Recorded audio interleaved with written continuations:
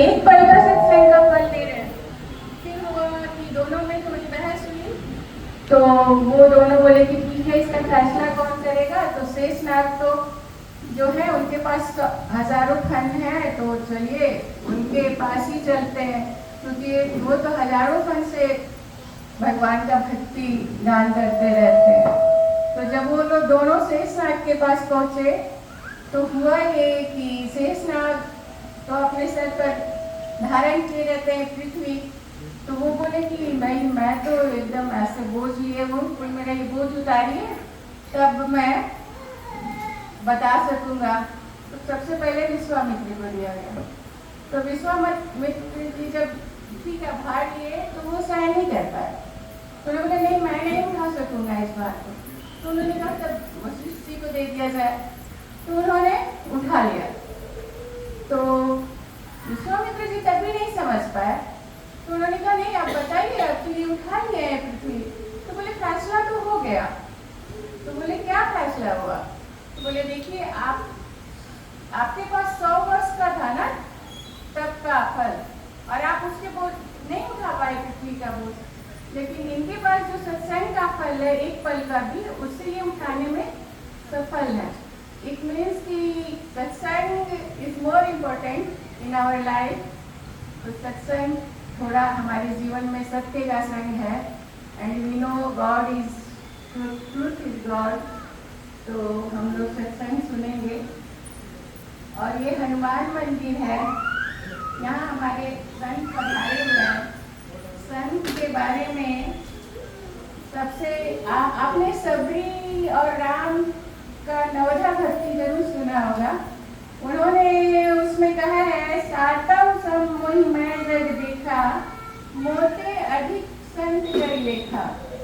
उन्होंने खुद सबरी को, राम जी ने अपने मुख से कहा है कि सातम भक्ति जो है उसमें पूरे जग को आप मेरी नजर से देखिए कि मैं ही हूँ, पूरे जग में मैं ही व्याप्त हूँ।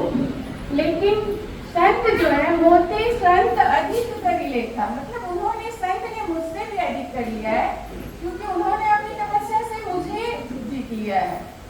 मैं उनका गुलाम हो गया हूँ, क्योंकि भक्त के हमेशा भगवान गुलाम होते हैं, इसलिए भक्त जो है संत भक्त होते हैं। तो हमारे सामने संत का आविर्भाव हुआ है, हम लोग उनके प्रवचन से लाभ उठाएं, ये मैं चाहूँगी। और आप लोग आए हैं, इसलिए आप लोगों का बहुत बहुत शुक्रिया। और आप लोग बार बार गुरु के बारे में सुन रहे होंगे, तो आप लोगों को लग रहा होगा पता नहीं गुरु क्या है भाई, इतना इम्पोर्टेंस क्यों दिया जा रहा है गुरु को। तो एक बात तो पहले मैं संत के बारे में और बता दूं कि संत क्या होते हैं। तो तुलसीदास जी ने कहा है, सट विकार जित अनघ अकामा, अचल किंचन सुचि सुख धामा। मतलब संत क्या है, वो जो 6 विकार हम लोगों के अंदर होते हैं ना, लोभ मोह मद मत्सर अहंकार, वो सब तो वो जीत लिए रहते हैं। सट विकार जित और अनघ होते हैं, मतलब पाप से अलग हो जाते हैं, वो उनके अंदर पाप नहीं रह जाता है कुछ भी। और अकामा, सारी कामनाएं उनकी खत्म हो जाती हैं, इसलिए वो संत कहलाते हैं। अचल होते हैं, धर्म में उनका दृढ़ विश्वास होता है। और अकिंचन, असंग्रही होते हैं, वो हमारी तरह संग्रह करके नहीं रखना चाहते, वो सब कुछ सबको देते रहते हैं। और सुचि मीन्स पवित्र होते हैं, और सुख के धाम होते हैं। उनके पास ऐसा आपने सबने फील किया होगा कि जब हम बहुत परेशान होते हैं तो हमें और कोई नहीं सोचता, चलो कौन से बाबा है जरा जाकर उनके पास बैठ कर शांति मिल जाए। तो संत ऐसे ही होते हैं, जो हमें दुख में भी वही अपनाते हैं। और गुरु के बारे में मैं क्या बोलूं, तुलसीदास जी ने, ये हनुमान का मंदिर है, तो हनुमान जी ने क्या कहा है, हनुमान जी को तुलसीदास जी ने, जय जय जय हनुमान गुसाई, कृपा करहु गुरुदेव की नाई। क्यों कहा गुरुदेव की नाई? बोलते शंकर की नाई, ब्रह्मा की नाई, वही गुरुदेव means we need Gurudev in our life who will enlighten our life, okay ना?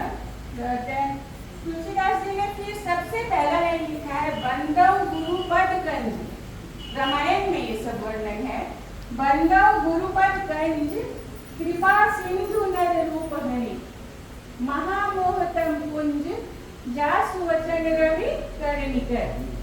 में सबसे पहले वो किसकी वंदना करते हैं? गुरु की वंदना। मैं ज्यादा समय नहीं लूंगी।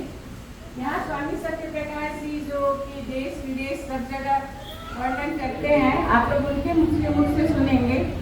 फिर एक बार और तुलसी जी ने वर्णन किया है, गुरु पद नख मणिगण ज्योति, सुमिरत दिव्य दृष्टि ये होती। मतलब गुरु एक ऐसे प्रकाश है जिनको मन में सुमिरने से क्या होता है, हमारी दिव्य दृष्टि हमारे हृदय में जग जाती है, जल जाती है। और अब आते हैं अगर और तुलसीदास जी ने फिर कहा है रामायण में, सच सहहि दुख परिहित लागी, परिहित हेतु असंत अभागी। संत दूसरों के लिए दुख झेलते हैं, दूसरों को सुख देने के लिए वो दुख जाकर झेलते हैं, और जो असंत होते हैं वो क्या करते हैं, दूसरों को दुख देने के लिए खुद दुख झेल लेते हैं। मेरी एक टांग टूट जाए, पड़ोसी की दोनों टांग टूट जाए, अगर दूसरा डबल मिल रहा है तो ऐसी इच्छा होती है उनकी। और कबीर दास जी ने गुरु के बारे में कहा है, अच्छा उपनिषद में भी आया, आपको सबको पता होगा, गुरु ब्रह्मा गुरु विष्णु गुरुदेव महेश्वर, गुरु साक्षात पर ब्रह्म तस्मै श्री गुरुवे नमः। मतलब गुरु ब्रह्मा विष्णु महेश सब है। तो जब इतना है, और ब्रह्मा विष्णु महेश को हमने मूर्ति में भले देखा हो, हमने साक्षात किसी को नहीं देखा, लेकिन गुरु तो हमारे पास साक्षात आते हैं और बताने के लिए आते हैं कि ब्रह्मा विष्णु महेश क्या है। तो इसलिए गुरु है ना, बलिहारी गुरु आपने गोविंद दियो बताया। तो गुरु की महिमा इसलिए है ताकि वो हमें उन्हीं की वजह से पता चलता है कि गुरु, फर्स्ट गुरु तो भगवान ही थे, बाद में उन्होंने गुरु को भेजना शुरू किया ताकि गुरु बता सके कि कहाँ। गुरु का मीन्स एक और भी होता है, गु मीन्स अंधकार, गु मीन्स प्रकाश, जो हमें अंधकार से प्रकाश की ओर लेता है। कबीर जी ने भी कहा है, सात समुद्र की मछली करो, लेखन सब बन रहा है, धरती सब कागज करो, गुरु को लिखा न जाए। सात समुद्र की आप स्याही बना लीजिए और पूरे जंगल की कलम बना लीजिए और पूरी धरती को कागज बना लेंगे तो भी गुरु गुण लिखा न जाए। गुरु के गुण के महिमा नहीं गाई जा सकती है। बस मैं इतना ही कहूँगी, आगे आप बाबा की मुझसे सुनेंगे। आई थिंक आप लोग एंजॉय करेंगे।